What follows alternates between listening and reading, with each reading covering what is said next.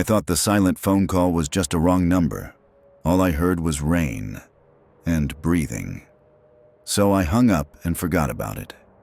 An hour later, the power went out during the storm, and I saw a man standing in my backyard, soaked in the rain, with a phone pressed to his ear. He was calling me. There was a pretty big thunderstorm that night. Nothing dangerous, but heavy enough to keep most people indoors. I've always been someone who enjoys rainy nights. There's something about the sound of rain and distant thunder that makes everything feel calm and almost comforting. Whenever a storm rolled in, I'd usually spend the night on the couch, watching TV and listening to the rain hit the windows. Luckily, I didn't have work the next day. Even though it was already around 8 p.m., I made myself a hot cup of coffee and decided I'd stay up late just enjoying the atmosphere. I sat down and started a movie. About 20 minutes in, my phone rang. I picked it up and looked at the number. I didn't recognize it, but the area code was local. I answered, just in case it was something important or someone I knew calling from a different number. "Hello?" No response. "Can I help you?" "Hello?" Still nothing, but it wasn't a dead line. I could hear something on the other end, messy background noise. After a few seconds, I realized it sounded exactly like the storm outside. Rain, wind, thunder. Someone was there. They just weren't speaking. That alone was unsettling. I hung up, trying to convince myself it was a mistake or some kind of scam, even though it didn't sound like the usual automated call. I told myself it was probably nothing. I put my phone back on the table and went back to the movie. About an hour later, the storm suddenly got much worse. The rain started pounding harder against the windows, thunder cracked overhead, and flashes of lightning lit up the living room. Then the TV and lights flickered. Once, twice, and then the power went out completely. The house fell into darkness and silence, except for the roar of the storm outside. The rain was hammering the roof, and thunder rolled so loudly it felt like the walls were shaking. I lit the small candle I kept in a drawer and grabbed my phone for light. I went downstairs to check the breaker box, but nothing worked. The power was completely dead. Looking out the window, I noticed the entire street was dark. Every house. The whole block was without power. I stood there for about 15 minutes, just watching the storm rage on, when I heard something from outside, a sound I recognized immediately. The gate to my backyard creaked open. That gate didn't have a lock, but it never just opened on its own, not even during storms. My stomach tightened as I slowly walked toward the back door and looked out into the yard. Even through the darkness and heavy rain, I could see the outline of a man standing in the middle of my backyard. Just standing there, not moving. I couldn't tell which direction he was facing, whether he was looking at the house or away from it. He was just a dark silhouette in the rain, unmoving, like he didn't care that he was completely soaked. I thought about opening the door and yelling at him to get off my property, but something about the situation felt wrong. Anyone crazy enough to stand in someone's backyard during a storm like that didn't feel like someone I wanted to confront. So I stayed inside and watched him. He stood there for almost a full minute before slowly raising his arm. I saw a small glow near his head, a phone screen, and the moment I realized what I was seeing, my phone started ringing in the other room. It hit me instantly. The silent caller from earlier was the man standing in my backyard. Had he been out there this entire time? Standing in the rain, watching my house? Heart pounding, I rushed to the living room and grabbed my phone. It was the same number. I didn't answer. I went back to the door. The man was gone. That scared me more than seeing him there. I had no idea where he went. I felt exposed standing near the door, knowing he could be anywhere in the darkness, watching me while I couldn't see him. Not long after, my phone rang again. I declined the call. Almost immediately, there was a loud knock on my front door, then another and another, heavy, aggressive knocks that made the walls vibrate. The phone kept ringing as the knocking continued. I froze. I've never been in a situation like that before. The storm, the darkness, the power outage. It all felt overwhelming. It took everything in me to finally move and call the police. My hands were shaking as I whispered into the phone. They told me an officer was already nearby and would be there in a few minutes. The knocking didn't stop. Then suddenly, it did. A moment later, I heard someone shouting outside. I looked through the window just in time to see a police officer chasing a figure down the street, disappearing into the storm. The officer came back a few minutes later. The man had gotten away. They took it seriously. They searched the area. They checked the phone number, but the number led nowhere. No name, no records, nothing. After that night, the calls never came back. But even now, I still think about it. That silent phone call, the rain in the background, and the man who stood in my backyard, calling me from the dark. After the police left, I didn't sleep at all that night. The power didn't come back on until almost dawn, and even after the lights flickered back to life, the house felt wrong. Too quiet, too empty. Every shadow in the corners of the rooms felt heavier, like something could step out of it at any moment. I kept replaying the scene in my head. The silent phone call, the glow of the phone in his hand, the way he vanished the moment I turned my back.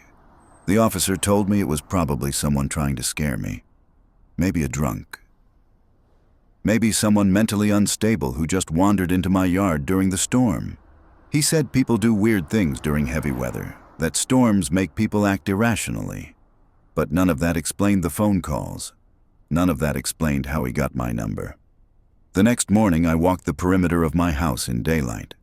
The backyard gate was still open. The ground was soaked and muddy, but I could see footprints near the fence line. They weren't clear enough to identify anything specific, but they were there. Someone had definitely been standing out there for a while. What scared me most was how close they were to the back door. Close enough to hear if I moved inside, close enough to see through the windows.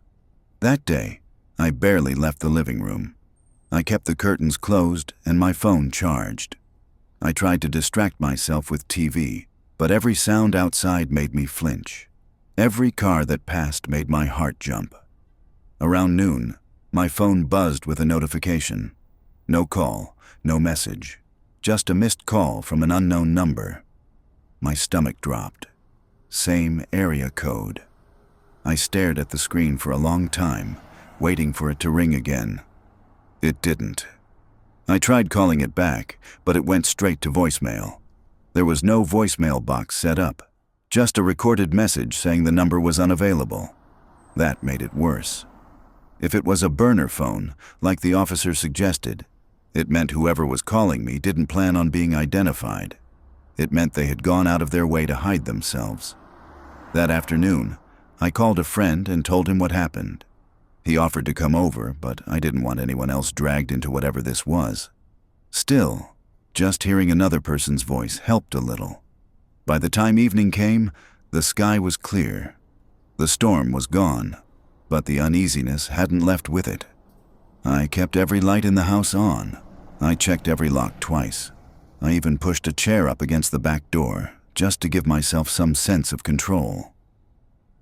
Around 10 p.m., my phone rang again. Same number. I didn't answer. The ringing stopped after about 15 seconds. I waited, holding my breath, listening for any sound outside. Nothing happened. 10 minutes later, the phone rang again. I finally picked up. "Stop calling me," I said. My voice sounded steadier than I felt. There was silence on the other end. Then, breathing. Slow, deliberate. I could hear it clearly, not distorted, not muffled. Someone was holding the phone close to their mouth. "Who are you?" I asked. The breathing stopped. For a moment, I thought the call had disconnected. Then I heard something else. Footsteps, crunching sounds, like gravel under shoes. My blood ran cold. I slowly walked toward the front window, phone still pressed to my ear. Outside, across the street, I saw a figure standing under a streetlight. Just standing there, facing my house. The breathing continued on the phone. I dropped it. I don't remember grabbing my keys. I don't remember opening the door. All I remember is running. I didn't even look back. I got in my car and drove until my hands stopped shaking. I spent the night at a friend's place. The next morning, when I went back with him, nothing was out of place. No signs of anyone trying to break in.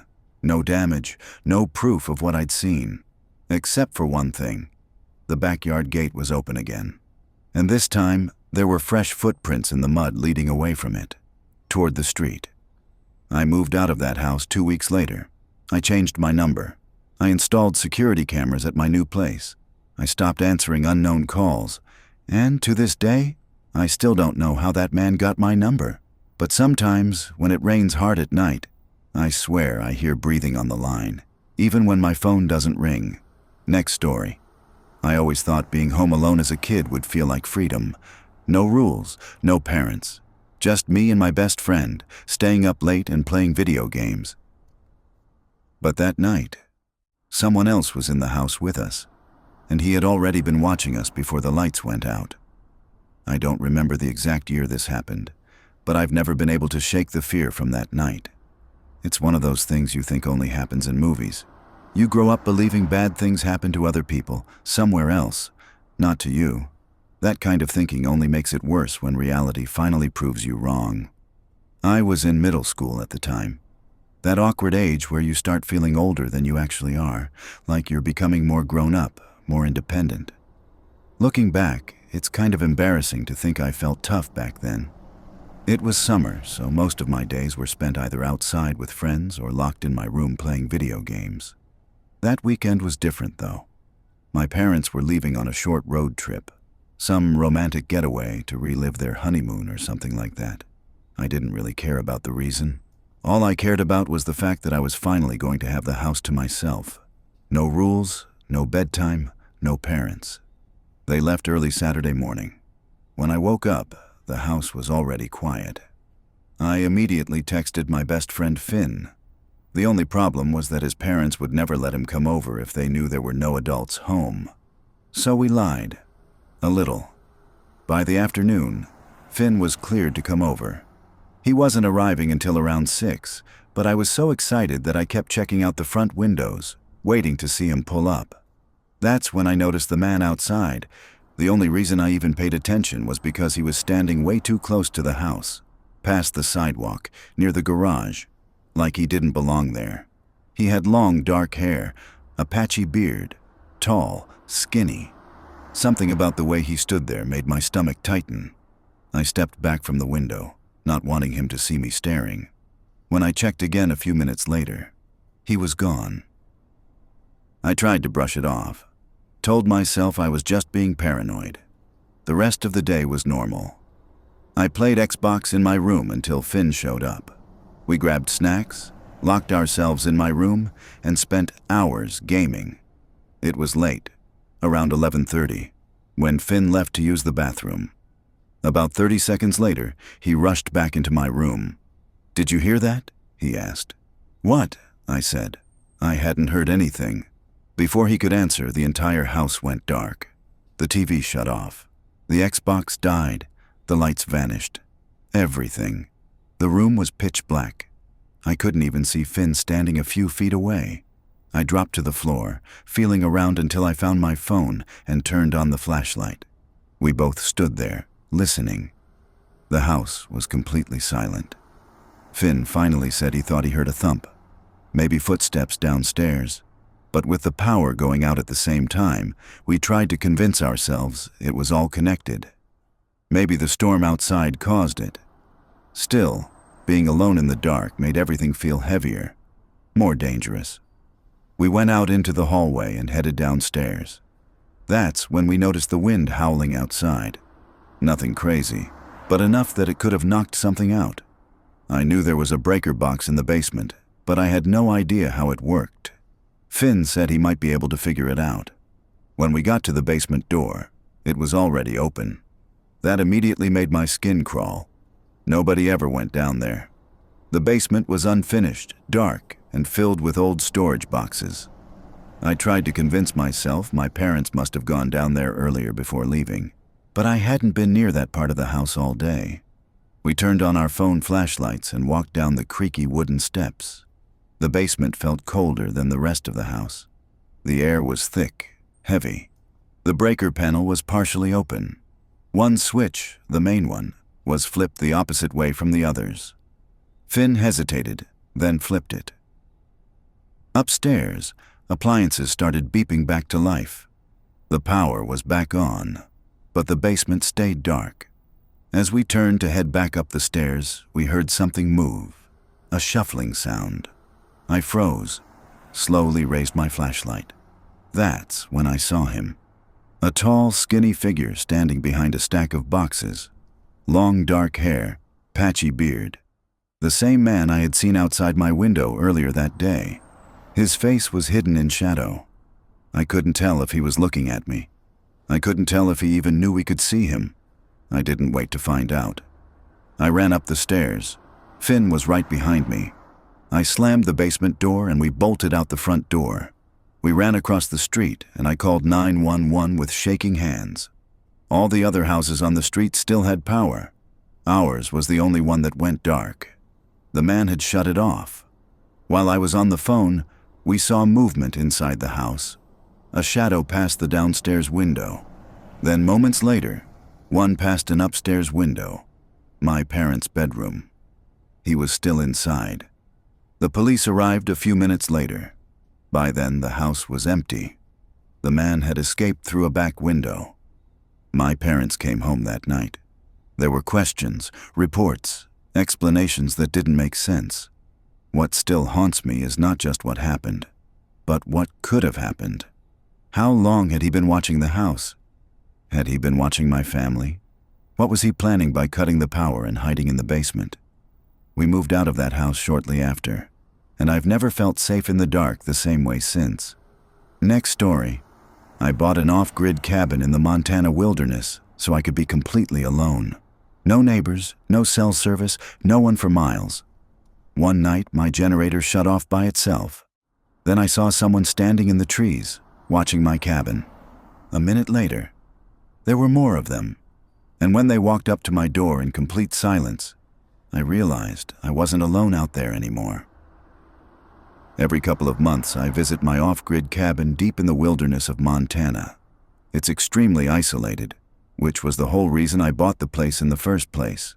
No nearby roads, no neighbors, no cell service, just trees, mountains, and miles of forest in every direction. It's my way of disconnecting from everything for a few days and being completely alone. This happened in the fall. I had a 5-day weekend off from work and decided, almost impulsively, to make the 3-hour drive north to the cabin. I didn't prepare much for the trip. I hadn't gotten any extra sleep, and the drive itself was exhausting, especially the last stretch of isolated dirt road that winds through the forest. By the time I pulled up to the cabin, it was already around 7 p.m., and the sun was starting to set. The road leading to the cabin is narrow and barely maintained, and navigating it in the dark is always stressful. I parked out front, grabbed my bag, tossed it inside the cabin, then walked around back to start the generator. The entire cabin runs off that generator. The lights, the outlets, even the small electric stovetop. It's just one old gas generator that I've had for years. I never use much power out there, so it's always been enough. I filled the tank with gas, pulled the cord, and listened as it rumbled to life. The familiar hum was comforting. I went back inside, lit the wood stove, and let the cabin start to warm up. In northern Montana, fall nights get cold fast. It wasn't unusual for temperatures to drop below 25 degrees Fahrenheit overnight. I didn't stay up long that first night. I was exhausted from the drive. After about an hour of unpacking and getting settled, I went to bed. The next day was uneventful. I spent most of it cleaning the cabin, wiping off dust, resealing a few cracks in the walls, and making sure everything was in decent shape for the next few days. Sometime in the middle of the afternoon, though, I noticed something strange. An old pickup truck was slowly making its way down the dirt trail toward the cabin. I watched it through the window as it weaved between the trees. When it got closer, it slowed to a stop. The truck just sat there. For about 5 minutes, it didn't move at all. Then, just as suddenly, it turned around and drove back the way it came. I didn't think much of it at the time. I assumed they'd taken a wrong turn or were looking for a different property. There are a few scattered cabins deeper in the woods, and it's easy to miss the correct trail if you don't know the area well. That night, around 10 p.m., I decided to start a small campfire on the front porch.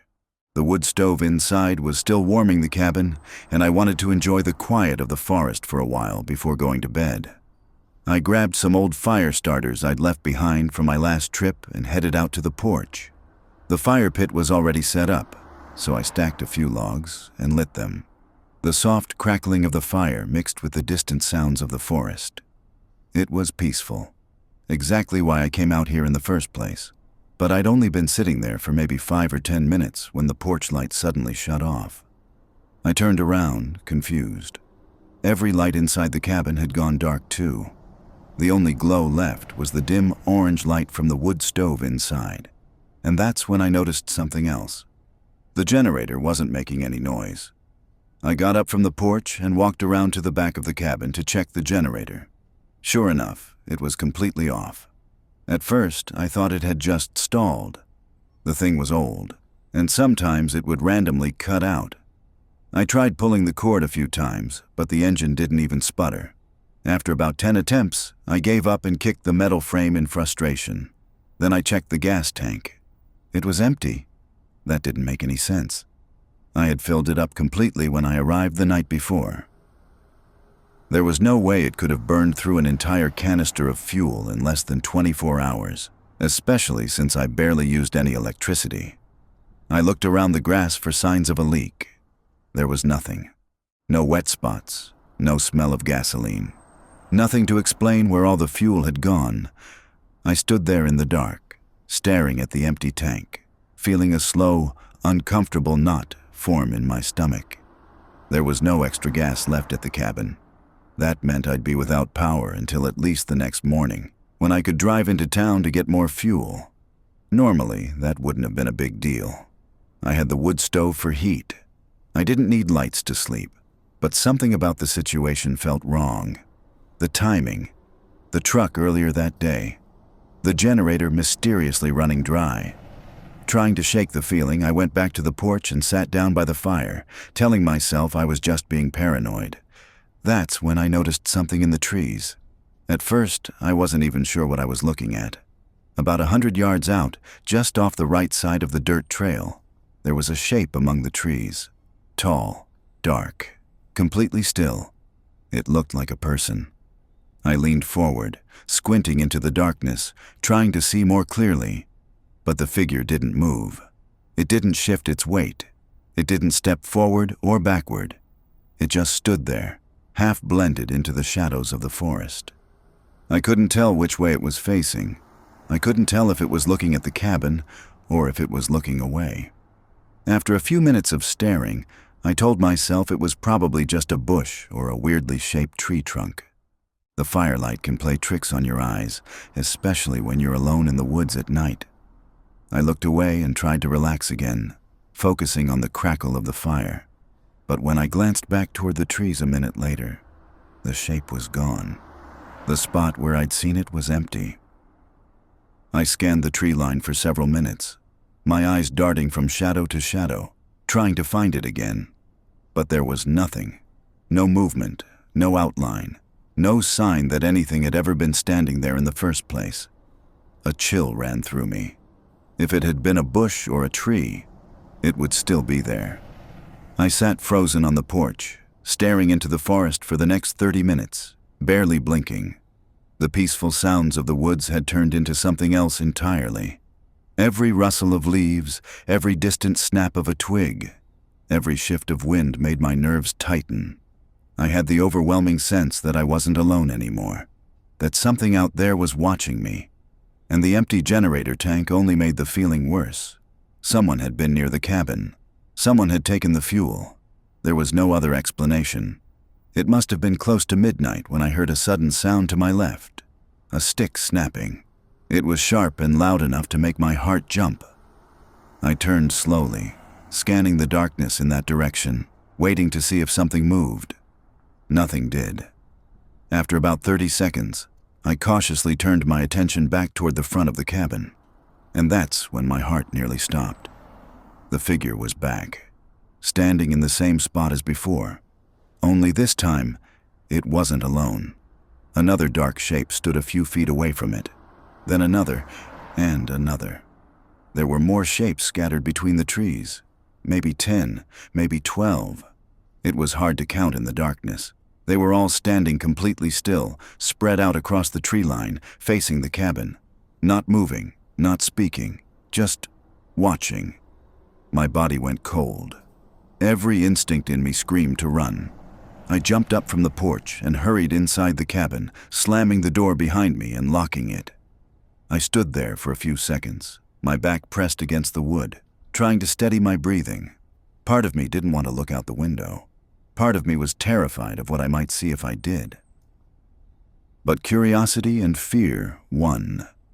I slowly stepped toward the window and peered out. The forest was empty. Every single figure was gone. That terrified me more than seeing them standing there, because it meant they were moving. The silence didn't last long. Only a few seconds after the figures vanished from the tree line, I heard movement. Footsteps. Not fast, not slow, measured, deliberate. They were coming from the side of the cabin. I stood frozen behind the door, barely breathing, listening as the sound of boots pressed into damp earth and fallen leaves. There wasn't just one set of footsteps. There were several. 4, 5, maybe more. They moved together, close enough that I could hear them shifting position, adjusting their weight, stepping over roots.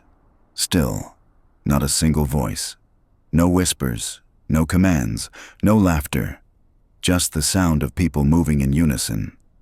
The footsteps crept along the side of the cabin, then rounded toward the front. I felt my chest tighten as the wooden boards of the porch creaked under their weight. They were standing right outside the door. I stared at the handle, half expecting it to start turning at any second.